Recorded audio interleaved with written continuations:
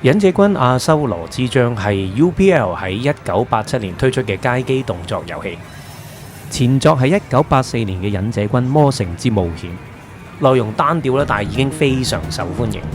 而續作阿修羅之章係當代遊戲迷相傳嘅經典遊戲。遊戲設計師藤澤勉喺1987年推出遊戲之後呢就離職啦，並於1998年早逝仙遊。UPL 因為經營不善啦，喺1992年正式破產嘅。而阿修羅之章推出過紅白機嘅移植版本啦，或者喺其他嘅主機嗰度咧重發過街機嘅版本嘅，算係一款比較出名嘅遊戲嚟嘅。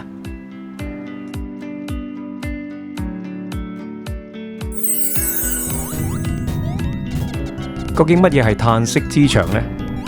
唔係我屋企嗰堆模型砌出嚟嗰埲牆啊！係遊戲裏面嘅17同埋30關消滅完大骷髏之後呢，嗰兩道要你爬上去揾出口嘅牆啊，同時背後一堆蝙蝠啦，或者咧飛骷髏頭咧嚟招呼你，簡直係戰招之最啊！真係咧喺呢兩埲牆嗰度咧死咗好多次。其實除咗爬上去之外呢，當年仲有玩家揾到呢啲方法咧嚟到過關嘅。但係成功率咧實在太低啦，我只係想同大家分享有呢個方法嘅啫。到真正挑戰嘅時候咧，我係唔會試嘅。對住20關嘅鐵甲大魔神咧，都可以咁樣做嘅。呢啲係一啲街機嘅宣傳資料啦，有簡單嘅玩法介紹嘅。另外呢幾頁咧係移植至任天堂紅白機嘅遊戲說明書嚟嘅。裏邊咧有忍者軍嘅操作啦，同埋武器種類、敵人資料咁樣。前作咧忍者軍咧只係用飛鏢嘅啫，將強敵怪物們趕出城堡之後咧奪回寶藏。現在佢喺鐮魚師傅嘅指示下，潛入怪物嘅洞穴據點，目標係擊敗佢哋嘅首領阿修羅。提醒大家記住訂閱我的快樂時代。佢爆機俾你睇，你睇記住俾個 like， 睇片後記住留言討論遊戲喎。今次我玩嘅難度呢，亦都係調到最難嘅 Hard Mode 啦。呢度呢，我會揀 Route C 嘅，算係比較難行嘅嗰條路嚟嘅。呢個遊戲有4個版本啦，簡稱 A 至 D 版。大家應該有個印象就係呢，如果連續取得2個火焰之術嘅道具呢，就可以持有火焰之術過關嘅。到第3關呢，仲可以直接攞到爆彈嘅，而唔會再取得回力鏢嘅，反正都冇用噶啦。嗰個係 A 版同埋 B 版先可以做到嘅。今次我玩嘅呢係 D 版本，算係遊戲嘅終極版本啦。而 D 版本呢，修正咗唔可以咧取道具而帶走火焰之術嘅，即係你攞完道具之後咧，只可以即刻用火焰之術，就唔可以帶走嘅。火焰之術咧係忍者軍最強嘅武器啦，頭2關咧可以用佢嚟到鞭屍取分嘅。頭2關嘅骷髏同埋雷震子咧，喺第1集魔城之冒險裏邊咧，都係大佬級嘅強敵嚟嘅。呢個代表乜嘢呢？就係表明續作嘅目標玩家啦，係應該要玩個前作上級向嘅玩家嚟嘅。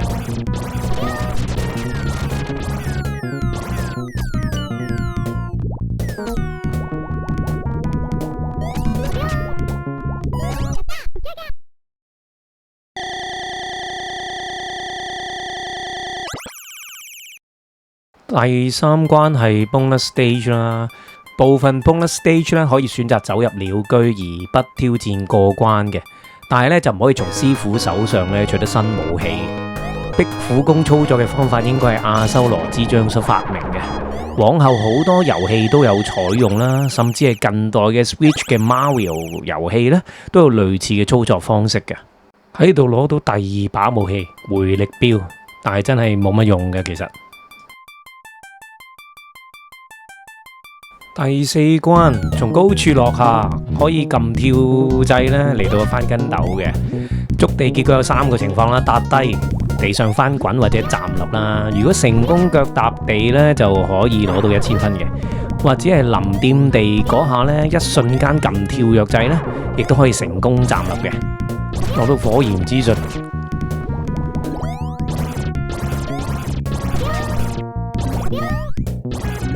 喺呢一度要用嘅嘢都係變試啦。好啦，呢度跳落去就可以過關啦 ，shortcut 嚟嘅。幾1000都考功夫噶，臨落地嗰下撳跳掣。好啦，第五關開始係遊戲中裏邊最令人討厭嘅事啊，就係忍者軍要落水啊。原本嘅武器呢就唔用得啊，只可以用把刀仔。咁啊，真係好易死嘅。玩過呢個遊戲都知道啦，落水啊，真係你話死就死噶啦吓。所以呢，其實我會選擇係慢慢游，唔殺任何敵人嘅。試下先，我慢慢游啦。咁個跳掣就會游得快啲啊。咁我選擇就好似玩緊點啊回避遊戲咁樣。總之就唔殺人，淨係喺度游水避。咁嗰條好長嘅大魚呢，淨係得個嘴有攻擊力嘅啫，咁長都冇用嘅。咁我慢慢游啦，喺度好自由自在咁游，好過你快脆咁游啊，又衝啊，又插啊，好逃避啊！嗱，因為如果你成關都冇殺過任何敵人呢，過關係可以取得10000分嘅特別分數嘅，係咪大家都唔知呢件事呢？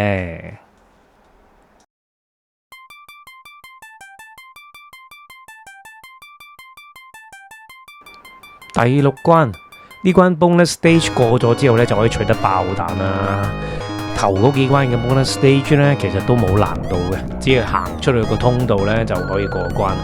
另外逢3嘅倍數關卡呢都係 bonus stage 嘅，除咗第27同埋30關，但係呢就唔一定有鳥居呢俾你逃避挑戰嘅。爆彈就係忍者軍長期不滅嘅武器嚟嘅，直至到爆機你都用呢個爆彈噶啦。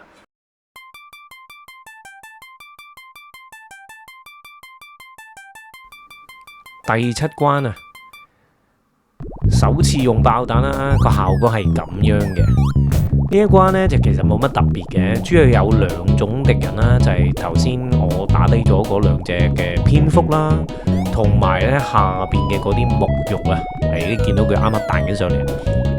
木肉即係眼球咁解，木肉呢其實係冇攻擊力嘅，但係呢，佢可以將你撞暈啦，等其他嘅敵人有機可乘啊。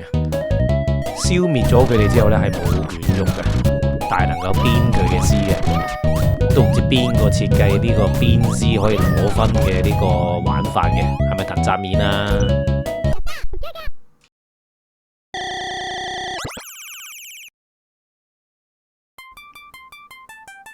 好啦，第8關有2隻嘅達魯瑪，大嘅達魯瑪呢啲啊。呢啲係嗰啲日本嗰啲傳統嗰啲，我唔知點叫，佢個名叫達摩不倒翁啦，一啲小朋友玩嗰啲玩具啦，係啲日本文化嘅產物嚟嘅。好啦，除咗呢，佢有咩用呢？就係除咗佢跳躍震動而影響你嘅行動之外啦，另外佢嘅底部係可以將你壓死嘅，小心啲啊！有時震到你喐唔到呢，又俾其他人打死咁樣嘅。喺佢接近你嘅之前呢，要將佢擊倒啊！呢一關2個洞口其實去嘅地方一樣嘅，你見到我入咗去之後啦，就會去到下一關嘅分支，就會變咗做第9關嘅 A 嘅，2個窿都係去 A 嘅，冇 B 嘅。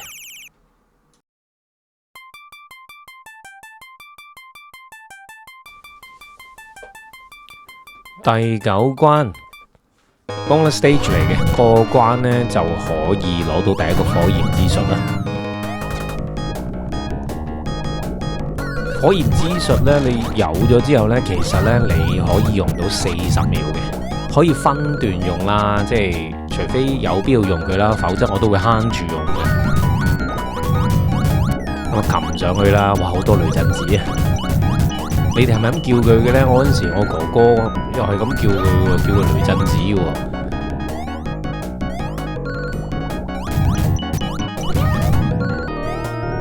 以前第一代嘅時候，雷震子你冇爆彈，你用飛鏢打佢真係哇幾鬼難打，即係你唔敢正面對住佢噶嘛。好啦，攞到火焰之術，40秒噶喎，大家知唔知道啊？即係你攞咗呢個火焰之術，可以分段用40秒啊。第10關一開始就跌落去啦。呢一關有好多嗰啲蝙蝠啊，或者嗰啲蜘蛛等住你。唔知點解嗰個達摩不倒翁呢，唔知點解會突然間會唔出現嘅。其實係應該頭先嗰度有一個可以攻擊佢噶嘛，但係佢又唔知點解突然間會消失嘅，佢係有啲問題嘅。咁啲蜘蛛加埋啲蝙蝠啦，嗱呢度呢，其實你落去真係要小心啊，抌啲爆彈落去，間唔中會有隻蝙蝠喺度呢，等你接你落去。哇，用埋嗰啲呢盲招呢，係要你死咁樣。好啦，呢度第一次見到呢個小龍啊 ，Mini Dragon 啊，咁啊都係擁有呢個不死身嘅一啲惡魔嚟嘅。喺我嗰度睇，有啲位呢係，哇呢度有2個不倒翁。第一代嘅時候呢，呢個係出回力鏢，佢嘅武器係出回力鏢噶嘛。呢個小型嘅不倒翁啊，去到第2集亞修羅之章呢，佢只係一隻大型嘅敵人啦，就冇小型嘅出現嘅。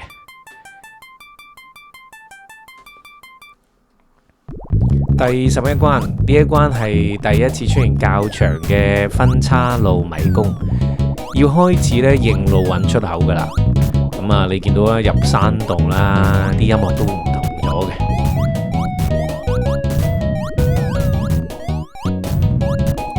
呢個遊戲裏邊最困擾嘅2類敵人啦，我自己覺得其中2類啦，就係蝙蝠啦，同埋半黏魚啊。咁啊，有玩過呢個遊戲都一定知道乜嘢叫半黏魚噶啦。突然間由靜止唔喐到突然間衝去你面前都唔使1秒咁，嗰啲敵人啊，嗰隻藍色嗰隻。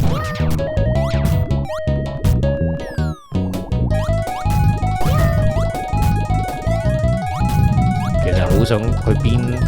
就係呢隻啦！哇，遠距離未等佢喐啊，殺咗佢先。其實嗰啲沐浴咧，成日都想邊佢先攞分嘅。我要破到我之前玩嘅記錄。呢隻唔好俾佢打到，射佢，校角度，啱啱好搞掂。仲有一隻前面，記得你啦！哇，差啲俾佢撞到埋嚟。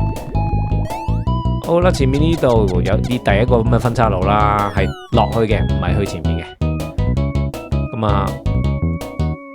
睇下企唔企到先，搭山越搭低咗。其實佢前面間唔中有隻有隻半黏魚喺度嘅。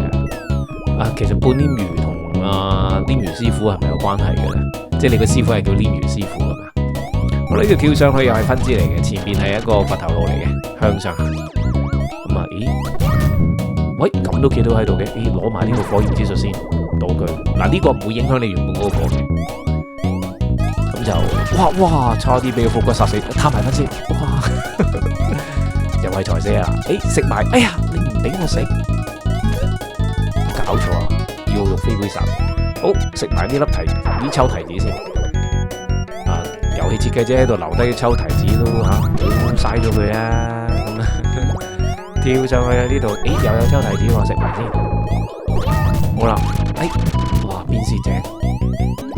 邊下都多10萬8萬分噶，前面仲有2隻黏魚。其實遊戲裏面嘅所有嗰啲半黏魚嘅位置呢，你都應該要記晒佢嘅，唔係你其實真係會俾佢陰到你嘅。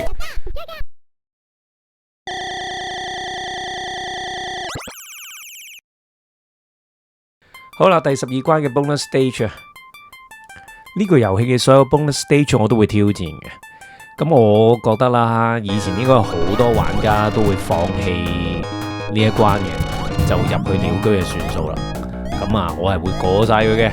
咁啊，要過呢一關呢，其實要一樣要講下嘅，關於忍者軍嘅跳躍啊。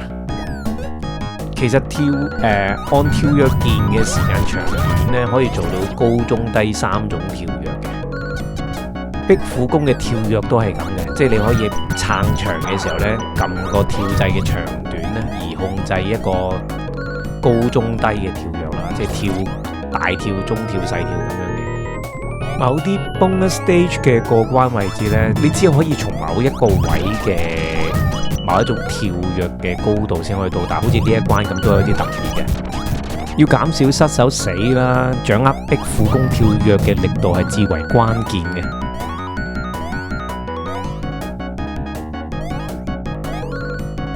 時間冇多啦，再跳，爬到上去啦，唉，真係辛苦。嗱，你唔可以持有兩個火焰之術嘅，黏魚師傅亦都唔會將你持有嘅火焰之術呢充值40秒嘅，你一定要完全消耗咗你原本嗰個啦，師傅先至會俾一個新嘅火焰之術你嘅。第13關又係游水啊，最討厭，真係好鬼唔中意，玩嗰啲遊戲都知啦，好多不確定性嘅，一游水，哇，避，喂，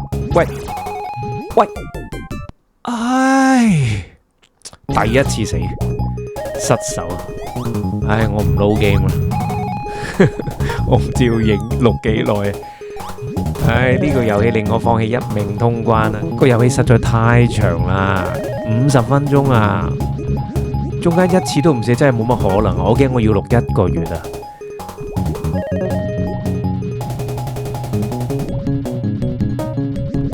想持續更新個 channel 啦，唯有死心啦。個人認為呢，漫遊係比較安全嘅，但係逗留喺水裏邊嘅時間又會長咗，其實有啲好矛盾嘅，即係見唔對路翻轉頭啦。你游得太快，翻唔到轉頭，跳，爬上去。呢班人揸喺水嗰度咁惡，等我掉炸彈嚟炸翻你班人，炸翻你班海洋生物先，炸，再炸！整死我啦！唉，真係，其實大家見我第一次死有咩感覺啊？留言講聲啊！唉，凡事都有第一次嘅。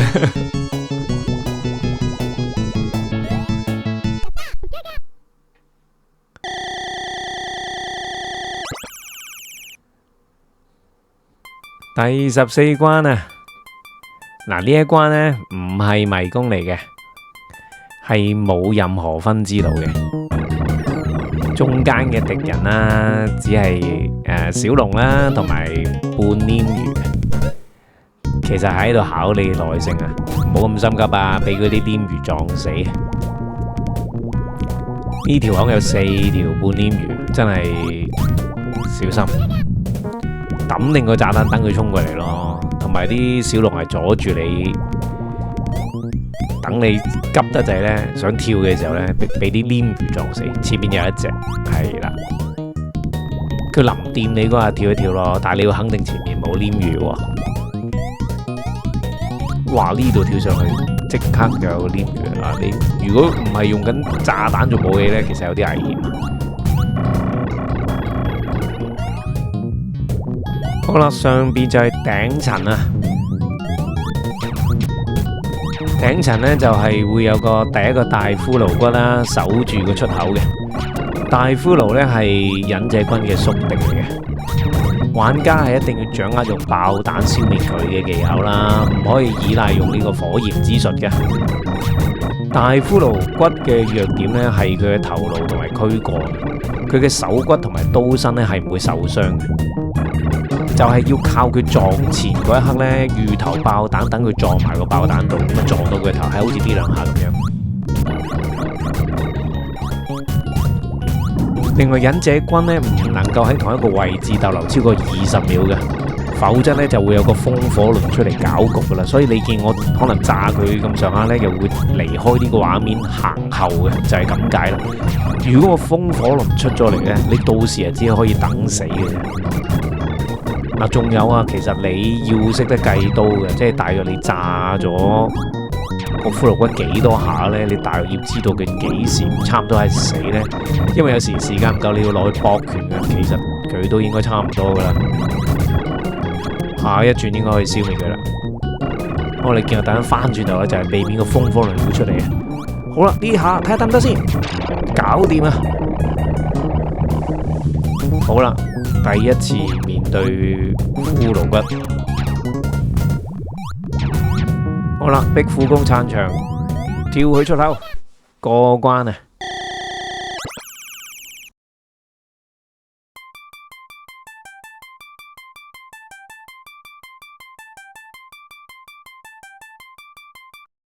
第15關啊，冇乜特別啦，呢關全部都係沐浴啦，上面有隻鯰魚，咁就未上去之前呢，用定個火焰之術殺咗佢先啦，唔係等緊你上去嘅時候俾佢撞落嚟整親你啊！咁啊呢一關其實係一個 bonus stage 嚟嘅，咁你見到之前嗰啲 bonus stage 呢都會有鳥居嘅，但係呢一關係冇。咁你可以選擇做一樣嘢嘅，就係用晒啲火佢換個身啦。但係其實我就冇用過啲火嘅。咁就嗱，如果你手持火焰之術呢，其實佢係俾空氣你嘅，唔俾嘢你嘅。咁啊直接去第16關啦。如果你本身冇火焰之術呢，佢會再俾個新嘅你嘅。好啦，第16關呢一關係一個經典嘅關卡。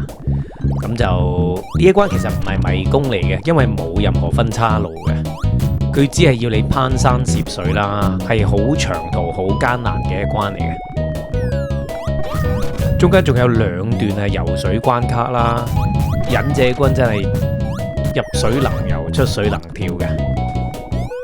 如果你可以過到呢一關呢，已經算係呢個遊戲嘅高手嚟㗎啦。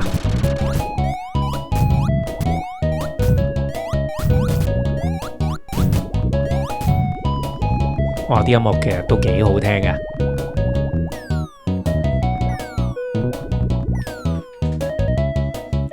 跳落去，哇！有時會俾呢隻骷髏骨殺死噶，真係要小心啲啊！我落水啊，第一次落水，有2次落水嘅喎。咁啊，慢游，喂，哇！即刻掉頭走。唉，頭先死嗰隻喺水度，真係小心啲，好易死嘅喺水度真係。咁啊，忍者真係有啲忍者軍有啲渣啦，俾人掂一掂就死，俾乜掂一下都死。我呢度要念下嗰句啦，喂，你睇我唔到，你睇我唔到，你睇我唔到咁樣爬上去啦。哇，其實有個方法可以殺死埋隻骷髏骨上去嘅，不過就我唔想試啦，唉。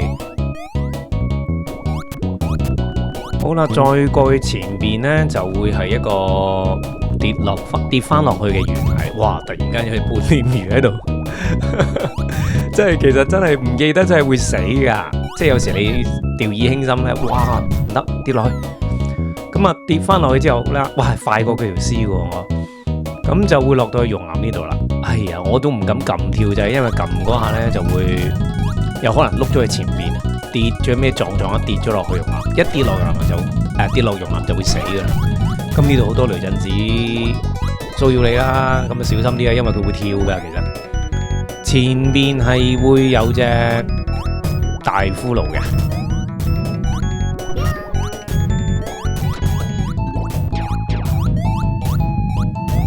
呢隻大骷髏呢就好特別嘅，因為唯獨呢一隻大骷髏呢，你可以由下向上打佢嘅。之前佢把刀不斷咁擋晒爆彈啦，而家把刀擋唔到啦，實在係爽啊！炸佢，好快殺得死佢啦！把刀擋唔到你炸彈，搞掂啊 ！Piece of cake。咁啊，呢度都要步步為營嘅，因為佢突然間啲跳出嚟打到你，你見我好小心啊，其實打得。好啦，呢度你見唔見到下底有啲提示啊？遊戲設計師藤澤勉留低呢啲水果，都係一番心意，我冇理由嘥咗佢噶。但係真係要揾命搏先食到嘅。放心啦，我係受過專門訓練嘅，已經記晒跳落去嘅位啊！大家千祈唔好學啊，小心啊！呢度要輕跳，係啦，唔係呢，你啱啱大力跳呢，就會喺上面跌翻落去嘅。呢個位應該有好多人中招嘅。好啦，逼苦工再上翻去，又落又上又跳落水。咦？呢度間唔中會有鯰魚喺度嘅，但係有時候會消失嘅。哇！隻雷震子係阻住晒，小心小心，慢慢啊，唔好急啊！逐層炸，呢度用火先殺得到佢，要係啦，啲火咧真係唔係必要，我都唔用嘅火焰之術。好啦，再上去，跟住，前面就係呢一關最困難嘅路段啦。就係要過忍者軍最強嘅敵人阿瑪群啊！呢啲咁嘅裝甲鐵甲人，其實呢度有個咁嘅筆位咧，可以跳上去快啲嘅。佢哋係上一集魔城之冒險嘅終極敵人嚟嘅。佢哋身穿鎧甲，刀槍不入啦，要先將佢哋撞暈啦，喺暈眩狀態底下咧，先可以打得入噶。唔打咯，走啦，走甩咗。好啦，跟住又行翻過去右邊，又會跳翻落去，又要落水，第二次落水啊！呢度。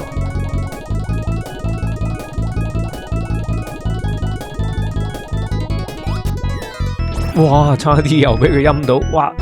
呢次出刀啦，唉！平時我游船其實出刀都冇着數，你都未必吉得到佢嘅。慢慢潛，出刀穩陣我就咁游啊！有嘢喺前面，突然間都可以篤得死佢。哇！避開避開，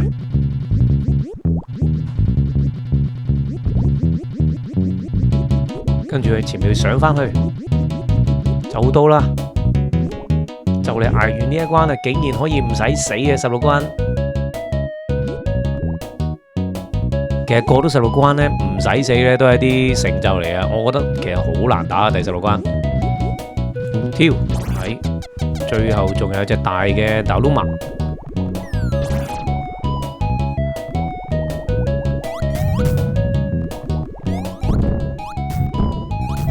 搞掂啊！前面係出口啦。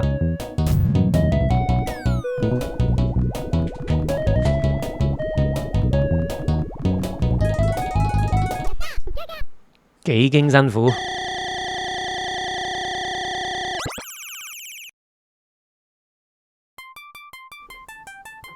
第17關啊！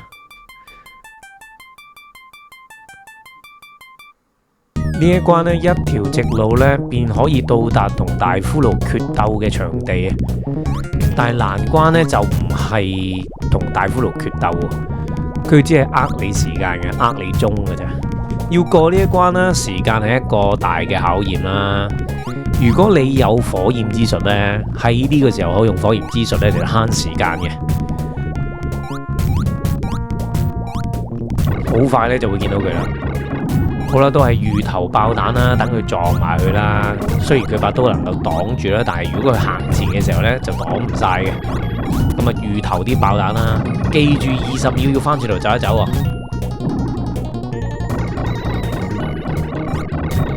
呢一關最難過係因為消滅個大骷髏之後呢，要爬上去個出口啦。片頭我已經講過噶啦，呢一關後邊嗰度呢，就係呢個遊戲嘅第一道嘆息之牆啊。背後又會不斷有蝙蝠過嚟騷擾你啦，簡直係冇人性嘅設計啊！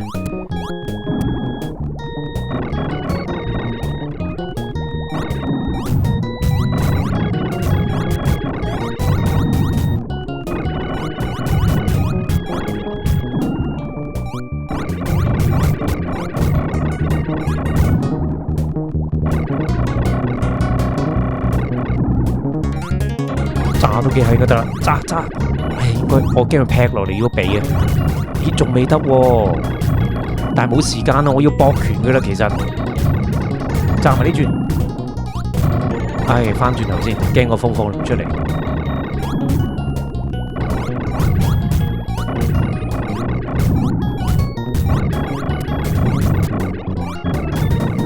唔夠時間，你要落去搏拳啊！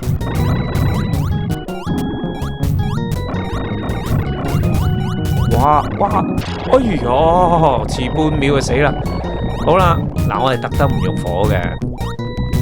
唉，嘆息之牆啊，成日都唉聲嘆氣啊，爬上去嗰下，又要炸蝙蝠，又要爬，又要落，你又要驚有嗰個火出嚟，我得翻30秒多啲啫，上唔上到？上唔上到？喂，掂啊！哇，好彩啊呢次，堅好彩，咁就可以跑得上去。有時真係你用成分幾2分鐘，用成60秒都上唔到去嘅。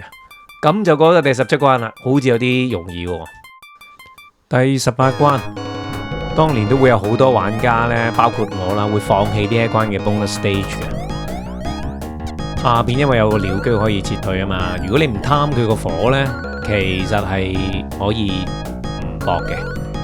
咁但係其實呢，試下，你係都唔係咁容易跳到上去，因為真係一定要啊！嗱，呢度行出啲，輕跳，再重跳，哇，咁就上到去啦。其實真係要記住過關嘅位嘅，咁你一定要識過嘅。如果唔係呢，你唔可以持續咁持有火焰之術嘅。其實我一路冇用過，我個火焰之術仲有30幾秒。好啦，呢一關係第19關，呢個係迷宮嚟嘅，要通關就要記住條路線啦，否則呢就要走好多冤枉路啊。同埋你一定要掌握呢點樣去用壁虎功去彈牆落到自己心目中個位。呢度記住唔好搭山魚搭低咗啊！如果唔係就頭先俾嗰隻蝙蝠整死啦。唔跌落去呢，你會俾中層頭先嗰兩隻蝙蝠撞死喎，真係好鬼複雜啊！你見我唔使死，好似乜都冇做過，其實我做咗好多嘢嘅。好啦，上到去呢度，哇！小心，慢慢用壁虎功上去，又要炸嗰啲蝙蝠。好，去到前面就會有一個大骷髏等住你啊！但係呢個大骷髏呢，有個弱點喎，佢會背住你。當佢背門大開嘅時候就盡情攻擊啦，但係小心佢回馬刀啊，唔可以太擔刀啊，要確保自己能夠走避。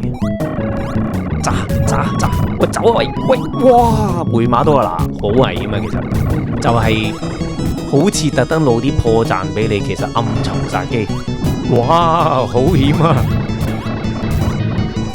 我偷偷走過去炸佢先，炸佢幾下，特登露個背脊俾你炸佢。喂，走啊，快走！哇，真係差少少就俾佢辣中啊！企翻搵個人先，再去炸佢，差唔多噶咯喎。喂，炸佢！哎，搞掂啊，搏拳。佢頭先擰住面一刀斬落嚟，我就死噶啦！嗱，呢個其實都係要爬嘅，不過就冇咁危險嘅。搞掂19關，其實當年你一 con 打到19關我都冇見過有人一 con 打得到19關啊！咁我重新練習就可以容易啲做到啦。第20關啊，第20關呢一關係一個比較大嘅迷宮嚟嘅，同樣要記低路線啦。中段呢，其實係要同大骷髏接戰嘅。哇！呢度有個大嘅大魯馬，喂！哇！喺度扎，哇！差啲俾佢搏扎咗落嚟，扎死，扎得死我噶佢。哇！又係呢啲黏完，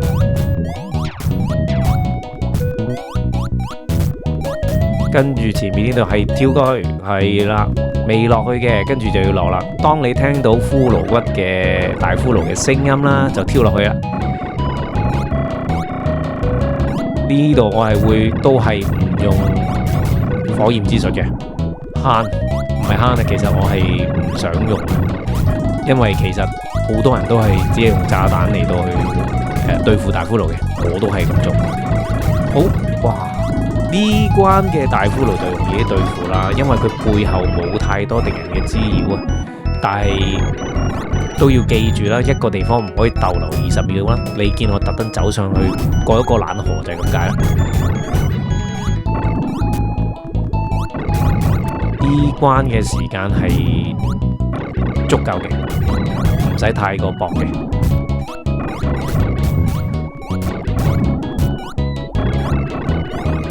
其實同呢個大骷髏決鬥呢，嗰件事都係考你耐性。你每20秒又要褪一褪離開呢度啦，佢又會用把刀擋住佢大部分爆彈啦，又要等佢褪後向前嘅時候炸佢，哎，搞掂！考驗耐性啊！好啦，我哋繼續行呢個迷宮啊，跟住又有分岔路喎，呢次呢就向上跳嘅。咦，上邊有啲危機嘅，有2隻鯰魚嗱，記住啊，唔好衝埋左邊嗰隻度啊，近啲好易死嘅。先降落喺右邊，跟住我哋轉左行。呢度原本有隻大嘅大魯麻，唔知點解又消失咗。個遊戲間唔中都會係咁嘅。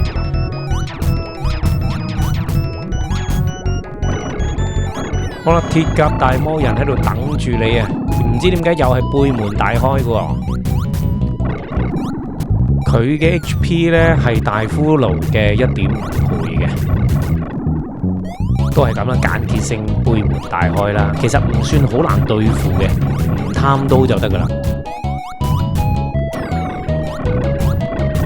偷偷地，前面入，走啊！哇！嗰隻蝙蝠爭啲俾佢整死。其實最得人驚係蝙蝠啊，即係大魔人一啲都唔得人驚。走！喂，咦咁快死嘅？比想象中可能頭先有幾下炸彈炸得佢贏。搞掂啊！又係一個比較高嘅牆，不過呢，非骷髏呢容易爬上去嘅。好，過咗第20關啦。其實呢，過到20關，後邊啲難關就冇咁難打噶啦，要直到最尾嗰幾關先至難嘅。好啦，第21關，呢一關係一關終極嘅 bonus stage 啊！哇，差啲俾雷震子殺死。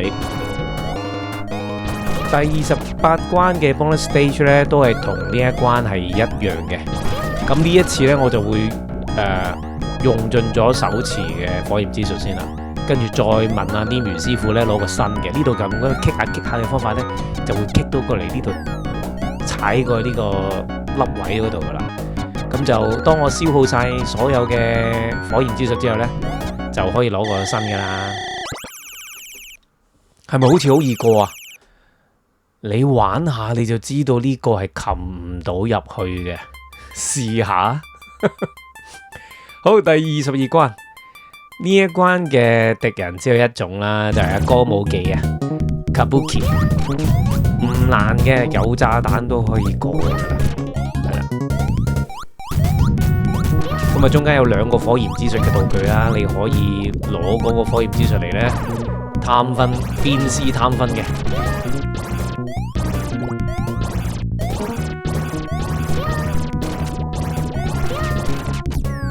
好快咁啊用完啦火焰之術，咁啊轉翻爆彈啦，記住啊！好，有第2個接住用嘅，咁啊都係貪分啦。其實可以無限獎嘅，只要你唔高過某個分數一路咧，咁又唔好獎到最滿咧，跟住佢可以繼續，啲人話可以繼續還獎喎。不過我冇試啊，因為我唔想死啊。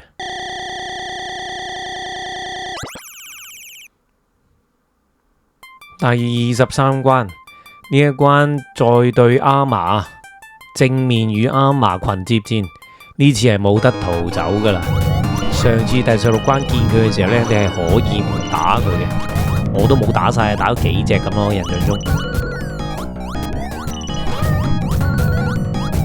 其實都好考技術嘅，佢走得好快嘅，你一跳上去佢未聞風先遁嘅。咁就你直跳呢係一個容易啲令到佢俾你撞暈嘅方法嚟，你唔好前跳，直跳快少少嘅。咁樣撞一撞，射定個炸彈撞過去。哇，好容易死嘅，其實呢度好難打噶，你唔好以為好容易過。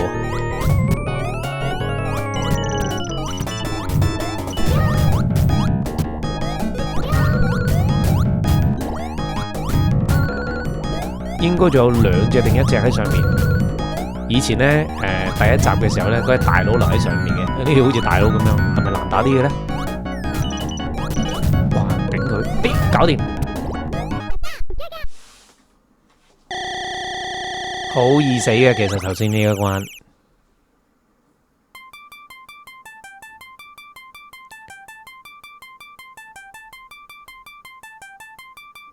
第24關，呢一關難嘅原因係因為時間不足啊！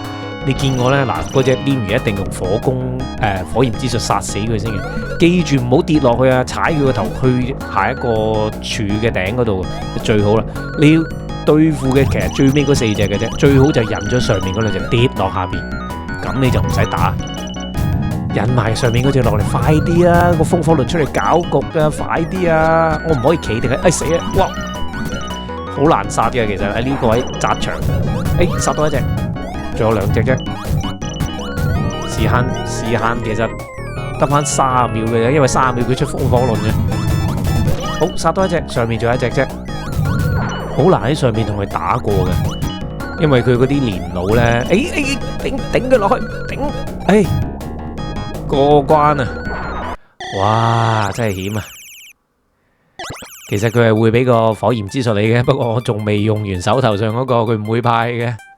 第25關，究竟點解呢一關即係有好多歌舞伎啦？唔知點解個畫面會花晒，令人眼花繚亂啦。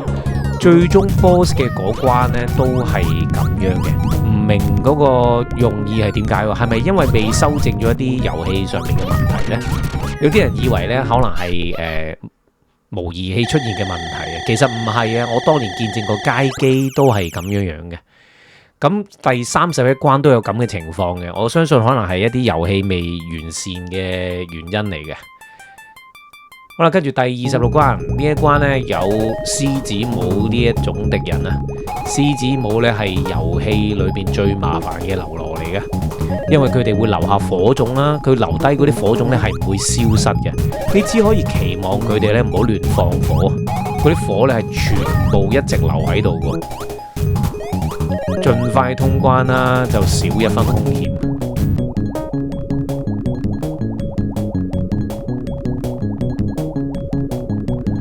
好長路，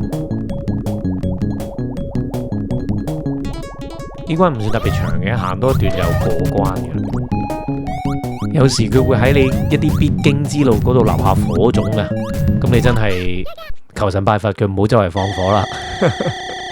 好啦，過到啊，其實都唔係特別難嘅。嗱，跟住個關真係難打，我覺得27又係阿瑪，你只好用你嘅打機本能去同佢周旋。好啦，即刻開波，哇，一大沓，哇，真係好危險啊！嗱，死都唔知咩事啊！你留喺佢下邊係比較安全嘅，安全過你喺佢嘅上邊。喂，整死埋佢，逐個逐個慢慢殺。哇，走！喂，哇，好險！頂住啊！用炸彈好用火啊，火冇用啊！火你護唔到身啊，用炸彈反而可以護身。上面仲有應該4、5隻，盡量落去下邊，係喺下邊頂上去，咁容易處理。扎腳唔到，頂啊！哇，幾難捉啊呢隻，好似玩捉伊人，死啊！喂，冇事，炸，搞掂，抌咗炸彈再撞佢咯。好啦，上面應該仲有4隻，哇，3隻，仲有3隻，哇！喂，哇，掂，仲有2隻 ，BC，我係好貪噶，哇，最後一隻，掂啊，搞掂啊，竟然係唔使死啊！呢關我諗住要死噶，捱得過啊！好啦，第28關。呢個係最後一關嘅 bonus stage 啊！我一定要 update 我個火焰之術嘅，因為呢一關係同21關一樣啦，一定要重新 update 個40秒嘅火焰之術啊！先消耗完畢先啦，因為最尾嗰2關呢，我冇辦法唔用火焰啊！如果你唔用火焰呢，有可能會死晒，所以我一定淨係呢下其實好難跳噶，咁我要用晒啲火先可以過關。用完啦嘛？係啦，用完就可以過關啦。好，捉啊！又俾翻阿 Lim 師傅又俾個最後嘅火焰之術嚟啦，冇 bonus stage 噶啦。跟住就係29、30、31關，最後3關，29關，呢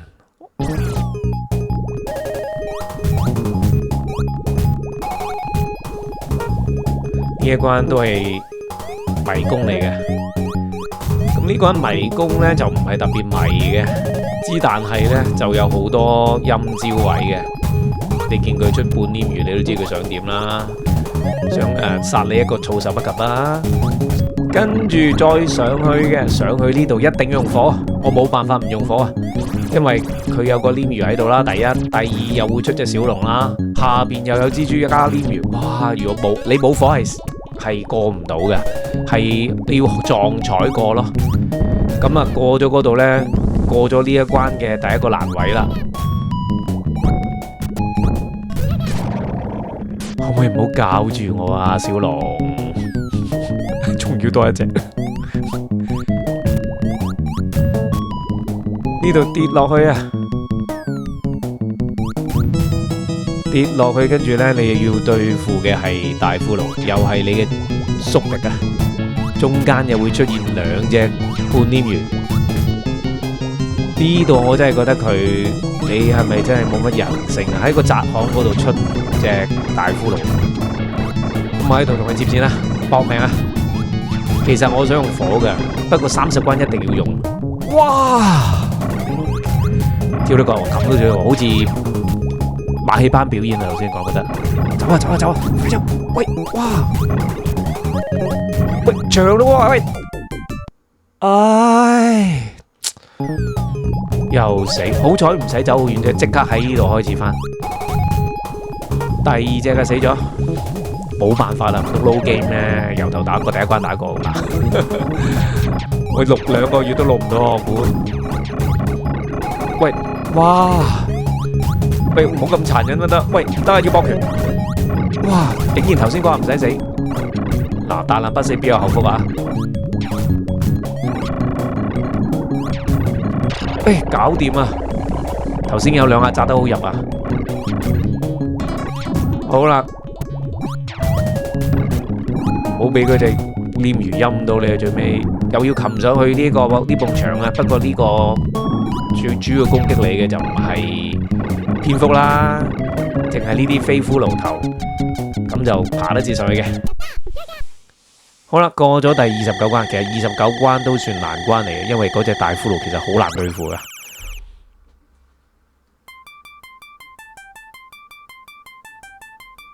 第30關，呢一關係一個好大嘅迷宮嚟嘅，但係我已經記低咗迷宮嘅出路啦。如果第一次玩呢，真係要花啲時間揾出路啦。出口呢，竟然係上邊一個小路啊！嗱，我等緊行俾你睇，你就知。即係你好多大路行嗰啲，全部係 fake 你嘅，全部都唔係出口嚟嘅，係要喺呢度上面揾個小路。咦，等陣先，有隻骷髏骨阻住我。呢度個擒上個小路，快爬上去，快爬上去，快爬上去！哇，你爬慢少少啊，嗰隻剝落嚟，你就要跌落去谷底啦。呢度用壁虎功跳上去峭壁嘅時候呢，仲會有怪物不斷下墜呢嚟到阻礙你，非常嚴峻。只係可以用壁虎功加爆彈攻擊，堅持跳上峭壁登頂啊！好啦，前邊就係最後難關嚟噶啦。遊戲去到呢度呢，仲會有個 game 筆噶喎。呢4嚿石頭呢，唔可以全部打爛晒佢嘅，你點都要留低1塊。如果唔係呢，最後尾呢，有可能會揾唔到個出口嘅。最後嘅大骷髏啊！嗱，如果冇火焰之術咧，要消滅佢非常困難嘅，因為你只要離開呢個畫面咧，佢死咗之後就會不斷重生噶啦，所以呢度冇退路噶。你見我用火焰之術，就即刻喺呢度打低佢。如果你翻轉頭咧，佢會再出現嘅。好啦，見到個出口啦，唉，翻轉頭先啊，我驚佢出風火輪啊！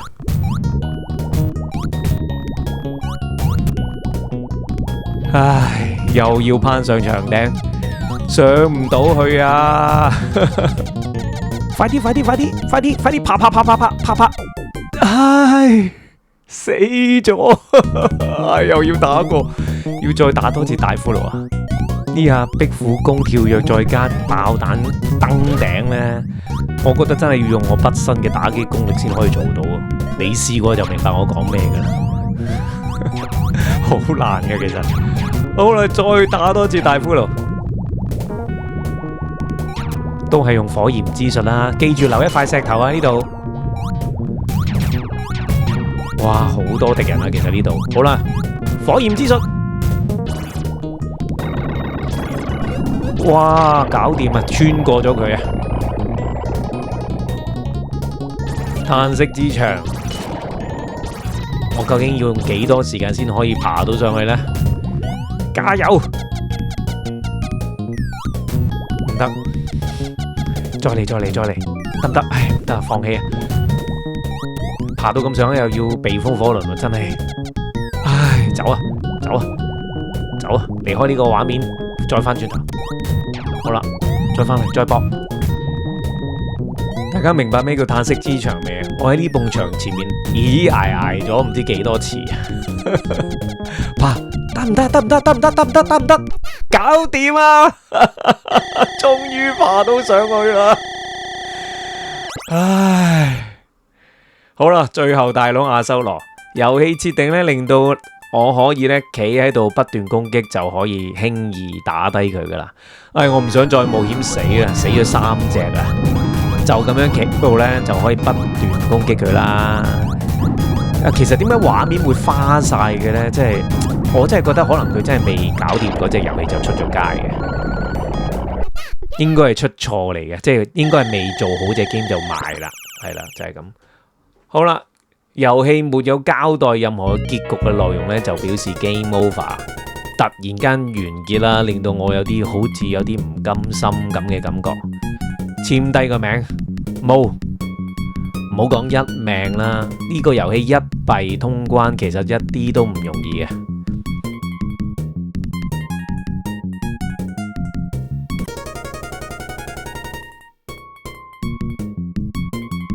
Game design、character design、sound compose 都係藤澤面啊，簡直係全才啊！好啦，玩到呢度，拜拜。